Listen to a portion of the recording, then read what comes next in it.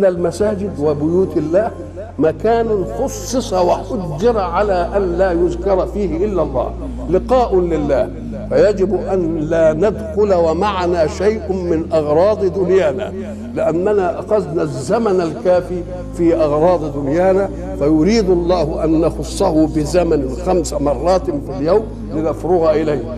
هذا الفراغ إليه لا يعطل لنا حركة الحياة، ولكن يعطينا الوقود لتصبح حركة الحياة كما يريدها الله الذي خلق فيه الحياة.